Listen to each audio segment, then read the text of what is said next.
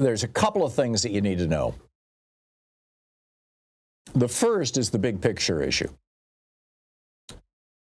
And I'm going to make a prediction here, just because, I've only seen this movie about 100 times now. Well, actually, probably 15 or 20 times since Newt Gingrich first rolled into Congress, and I think it was 1996, might have been 94. But here's my prediction.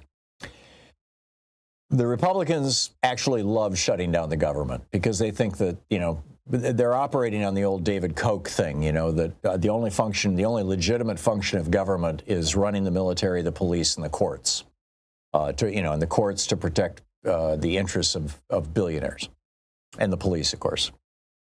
And else, education, health care, environmental protection, all that other stuff should be done by private industry. And so, in all probability, they will shut down the government. But the imperative that the Republicans have, if they do shut down the government, is to blame it on Democrats. So in the House, that's going to be kind of difficult because, the Republicans have a majority in the House, and they had cut this deal with Hakeem Jeffries and Chuck Schumer over in the Senate, and whoever, I'm assuming Mitch McConnell, whoever is leading the Senate Republicans. Probably John Thune was in on it, as he's going to take that role in January. And so if they can't pass, a resolution through the House, then the Republicans get blamed. That's just, so I predict that the Republicans in the House of Representatives will get their caucus together and they will pass a continuing resolution to keep the government funded. It'll be obscene. It'll, do away with the debt ceiling. It will. Well, actually, I've got a whole list of things here I'm going to go through with you in just a minute. But I think it'll pass.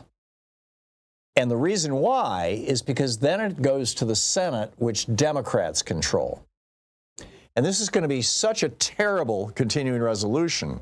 It's going to be bad enough that they can get all the cokehead caucus, the caucus, on board, the guys who owe their allegiance to the Koch network. They're going to get them on board. That's how bad it'll be, right? These are the people who always vote against continuing resolutions. And so if they pass this thing out of the House, it goes to the Senate. And in the Senate, Chuck Schumer's going to look at it and say, no way. And at that point, the Republicans are going to flood the media saying, Chuck Schumer refuses to keep the government open. And suddenly the blame is on the Democrats. We'll see. This is my prediction. I've been wrong before, and cooler heads may prevail, but I'm not holding my breath. So what's the real reason that Elon Musk decided 13 hours before Donald Trump said a word? President Musk decided that he did not like the budget deal that had been worked out between Democrats and Republicans. Well, here's one section of the bill. This is a description of this provision in the bill from the New York Times. It criminalizes the publication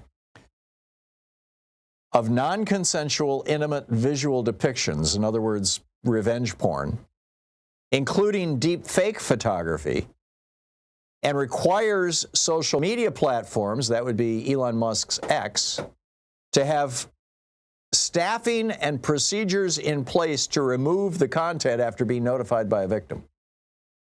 Musk does not want to spend the money to hire people to work at X to delete revenge porn and AI porn. So he's like, this is going to cost me money. Kill the bill. So now that they have, killed the bill, let's take a look at what was in the bill. These are the things that caused Democrats to say, okay, we'll vote for this thing. And by the way, there was one thing that got stripped out of the bill before, and Democrats went along with this, and that is not continuing the high levels of funding for the IRS. So it looks like no matter what happens next year, billionaires don't have to worry about getting audited because the IRS is going to have to lay off a whole bunch of auditors. But here are the things that were in the bill and that got removed. The first is a $190 million program to fund research into childhood cancer and support children with cancer. I mean, this is craziness, right? This was the Gabriella Miller Kids First Research Program. It was created in memory of a 10-year-old girl who died from a brain tumor. And, I mean, this is just terrible, number one. And it's only $190 million. I mean, this is about how much money Elon Musk makes in about 2 hours. Secondly, Americans investing in China, including renewable energy batteries and electric vehicles. In other words, they don't want funding. Elon Musk does not want any American car company other than Tesla to be operating in China. Number three, bipartisan pharmacy benefit administration reform requiring big insurance companies to divest any pharmacy holdings that allowed them to jack up prices. That particularly means CVS. Number four, refunds for stolen food stamp cards. And finally, extension to health care. They also, of course, want the debt ceiling to be raised so that they can give another big tax cut to billionaires. Musk killed this with a whole bunch of lies. He never said, I don't want this thing because it's going to cost me money over X. Instead, he claimed that the bill contained a 40% pay increase for Congress, which was a lie. He said it would prevent Republicans from investigating the January 6th committee, which is a lie. He said it would fund the bioweapons labs, and that's a lie. And he said it would pay for a new stadium for the NFL's Washington Commanders. All of these are not true. But, hey.